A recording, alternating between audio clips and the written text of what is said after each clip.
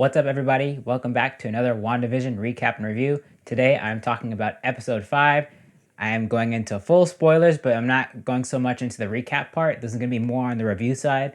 But if you haven't watched this episode, click away from this video and go watch it on Disney Plus so you don't get any big things spoiled, because there's some crazy stuff that happens in this episode. And I really do want to just dive right into it. So let's get right into it. So in terms of the story, what happens in this episode is we actually get to see both the outside world and we see what's happening in Wanda's reality, which is now called the Hex.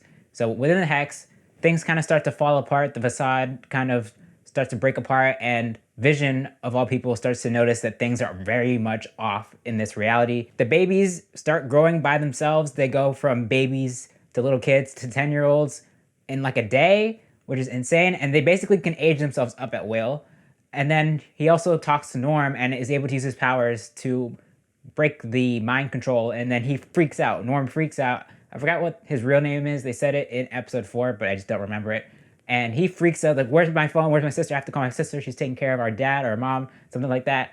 And it's really, really crazy. And I feel like this episode just got really dark because the whole idea is that there's these people that Wanda is holding captive, and they don't know what's going on in the outside world. Their families don't remember they even exist.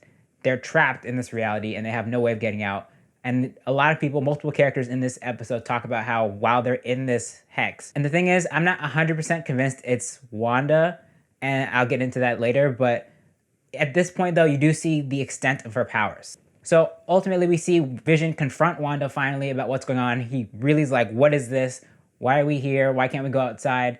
And he even acknowledges that whenever she wants to change something, she either rewinds or the credits roll, and then they just wake up in a new time period. He points out everything that's so weird about this place, and it really breaks the fourth wall.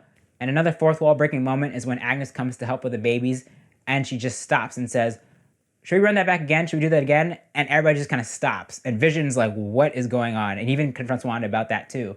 So the crazy thing is, whatever Agnes is, if she is actually Agatha Harkness or something else entirely, she's some kind of actor. She's aware of what this is, that this is not 100% real, and she's just playing along, which is really crazy.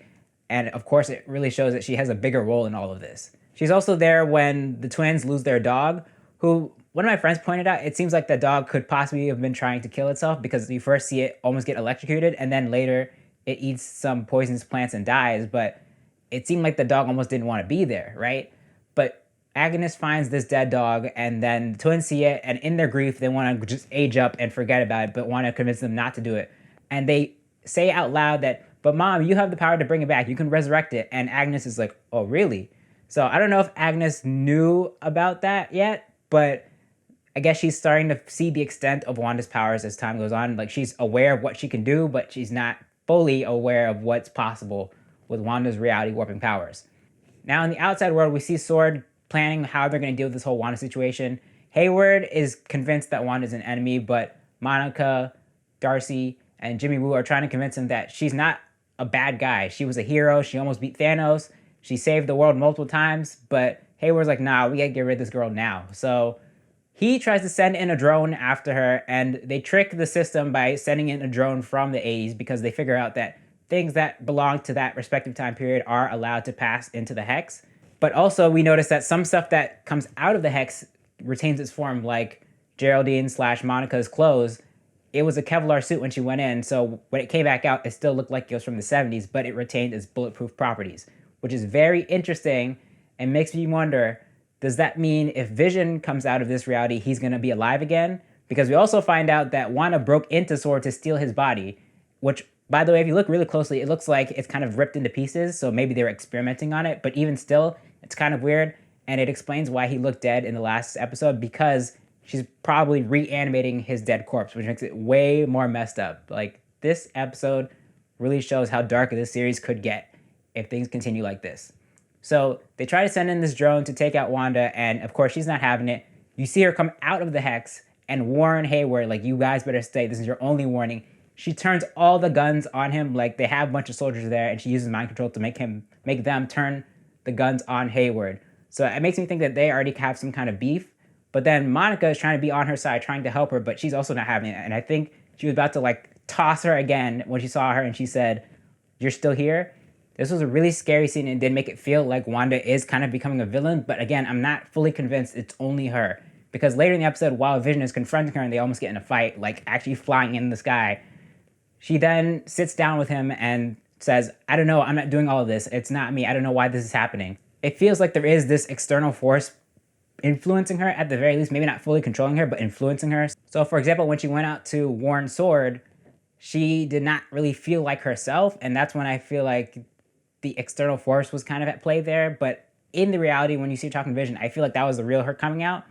And then there's a knock on the door and Vision's like, why are you doing this? Because it seems like whenever someone's about to figure something out, she either cuts it off or something big happens. But what this is something that I don't think anybody saw coming, or at least people who weren't really keeping up with behind the scenes stuff.